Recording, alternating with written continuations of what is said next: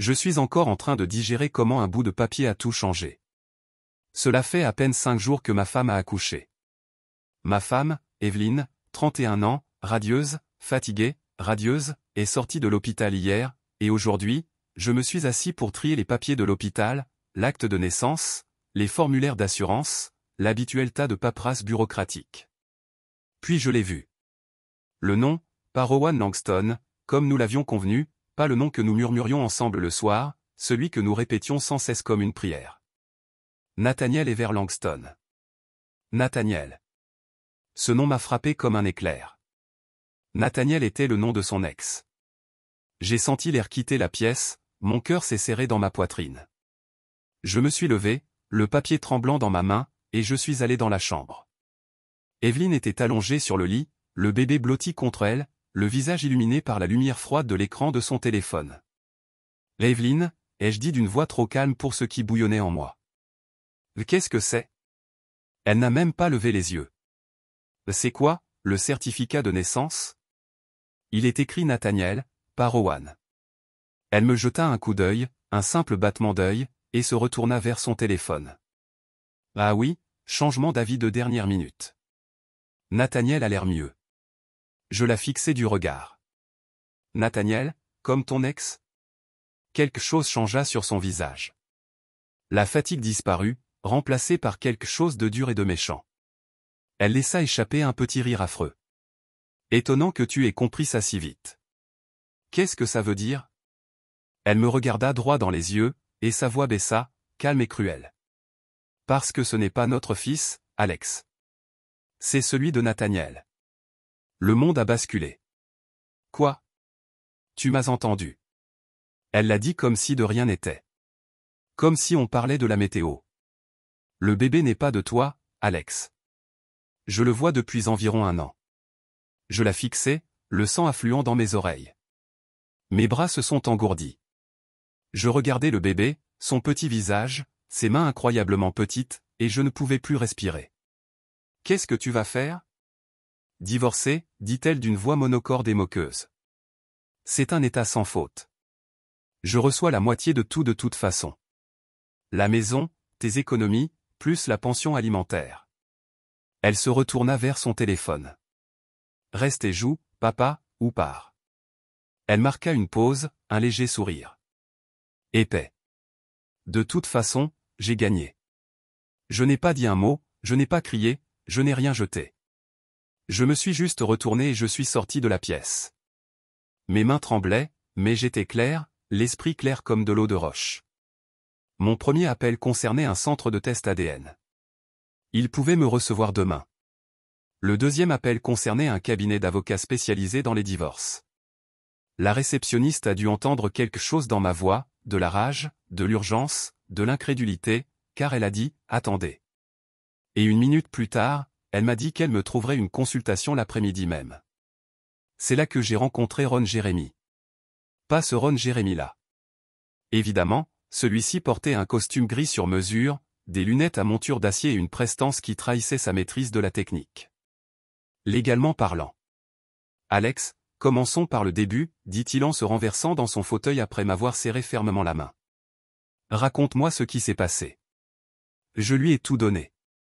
L'acte de naissance, le nom, ses aveux, son sourire narquois. Lorsqu'elle dit, de toute façon, j'ai gagné.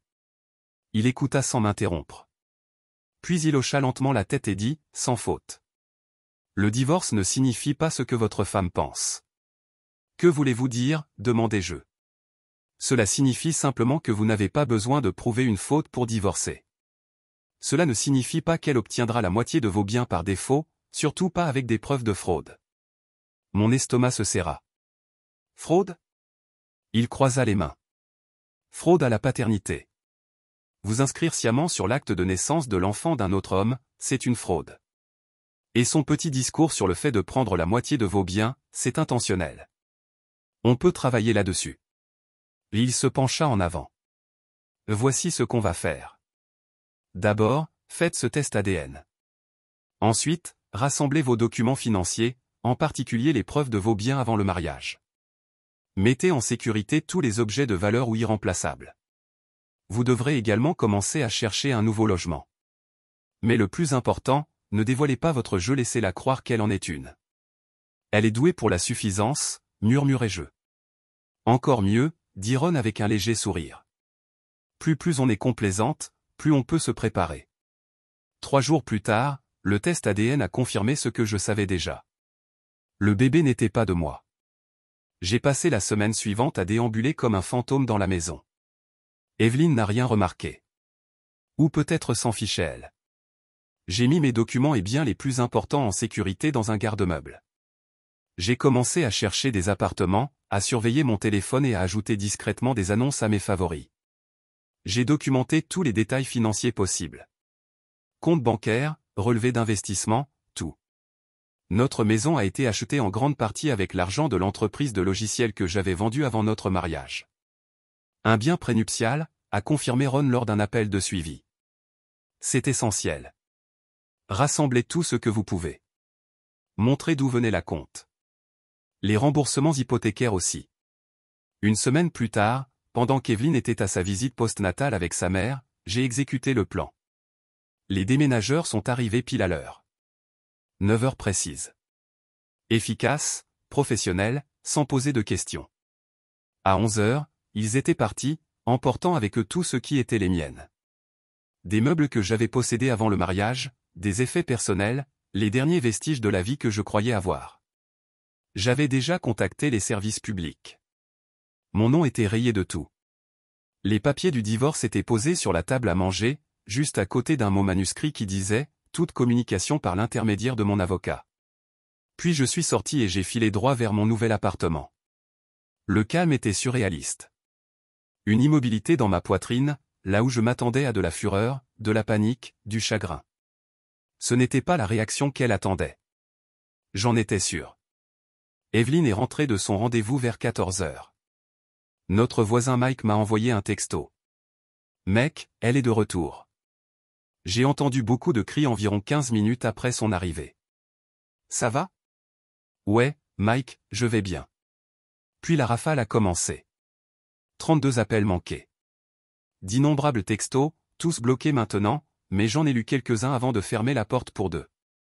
Bon. Qu'est-ce que tu as fait? Tu ne peux pas partir comme ça. Ce n'est pas comme ça qu'on est censé gérer ça. Tu étais censé rester et nous soutenir ou payer de loin, pas te battre. Tu le regretteras. Elle a commencé à m'envoyer des emails aussi. Ils ont été placés dans un dossier spécial que Ron m'a demandé de créer. Ne rien supprimer. Ne pas répondre. Tout documenter. La panique dans ces messages était indéniable. Elle ne s'attendait pas à ce que je découvre la paternité si vite. Elle ne s'attendait pas à ce que je parte immédiatement et encore moins à ce que je me défende légalement, chirurgicalement. Son plan tombait à l'eau parce que je ne jouais pas le rôle qu'elle m'avait écrit. Le soir même, elle a commencé à appeler des renforts. Sa mère, Brenda, a également appelé, bloqué, mais elle a laissé des messages vocaux. Alex, c'est Brenda. Evelyne est bouleversée. Tu dois rentrer à la maison tout de suite et discuter de ça comme des adultes. Ce n'est pas comme ça que les choses sont censées se passer. Tu as des responsabilités. J'ai répondu froidement. Au diable les responsabilités. Ta fille avait une responsabilité. Reste fidèle à moi. Elle a ouvert les jambes et a eu un enfant qui n'est pas le mien. Alors écoute bien fort. C'est clair. Je n'assume aucune responsabilité envers qui que ce soit. Ni votre fille, ni cet enfant. Puis j'ai raccroché. L'audace était époustouflante. Le deuxième jour, Evelyne a finalement cessé d'essayer de me joindre et a contacté Ron. Le message commençait par des menaces. Dites à votre client que ce n'est pas ce dont nous avons discuté. Il peut partir s'il le souhaite, mais il doit continuer à nous soutenir. Sinon, je le prendrai pour tout. La réponse de Ron était parfaite. Mon client n'a jamais discuté d'arrangement concernant un enfant qui n'est pas le sien. Nous avons la confirmation ADN et les documents de votre aveu de fraude à la paternité. On se retrouve à l'audience préliminaire. Cela a rapidement changé de ton. Hier, Evelyne était passée de la rage au désespoir. Elle a commencé à supplier pour savoir où j'habitais, disant qu'elle avait juste besoin de parler. Comme cela n'a pas fonctionné, elle a de nouveau envoyé des renforts. Cette fois, sa sœur, Linda. Elle s'est présentée à mon bureau et m'a littéralement coincé sur le parking alors que je me dirigeais vers ma voiture. « Alex, tu dois rentrer chez toi », a-t-elle dit en me bloquant le passage. Je n'ai pas, Evelyne a fait une erreur. Une terrible erreur. Mais ce n'était pas censé se passer comme ça. Tu étais censé partir à l'amiable et les soutenir, pas la combattre juridiquement. Ce n'est pas mon enfant, Linda. Ce n'est pas mon problème, ai-je dit d'une voix neutre. C'était la première fois que je le disais vraiment à voix haute. Et à cet instant, tout s'est mis en place. Peu importe, a-t-elle dit, les yeux écarquillés de frustration. Elle t'a dit qu'elle te laisserait tranquille pour les vraies responsabilités paternelles. Elle a juste besoin de ton soutien financier.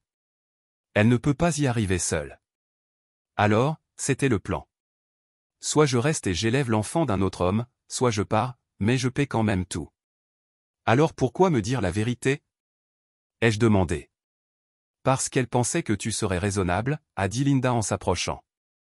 Elle pensait que tu comprendrais la situation et que tu ferais ce qu'il fallait. Ce qu'il fallait. Ce qu'il fallait, c'est continuer à financer son train de vie tout en élevant l'enfant de son amant. Elle sait qui est le père de l'enfant. Va lui parler. Je ne donnerai rien à cet enfant ni à ta sœur 304. C'était incroyable de se croire tout permis. Maintenant, va-t'en, ai-je dit avant d'appeler la sécurité. Son visage s'est déformé. Espèce de salaud, a-t-elle craché après tout ce qu'Evelyne a fait pour toi. Fait pour moi. Genre tricher pendant 1 an et essayer de faire passer l'enfant d'un autre pour le mien. Ça l'a fait taire. Ron a demandé une audience accélérée pour fraude à la paternité, même s'il m'a prévenu que cela pourrait encore prendre 6 à 8 semaines pour être inscrite au calendrier du tribunal. Nous insistons pour qu'Evelyne prenne en charge tous les frais juridiques en raison de sa mauvaise foi avérée.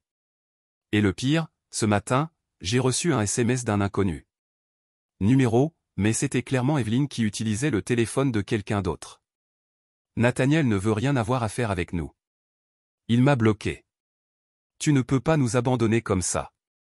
On a besoin de toi.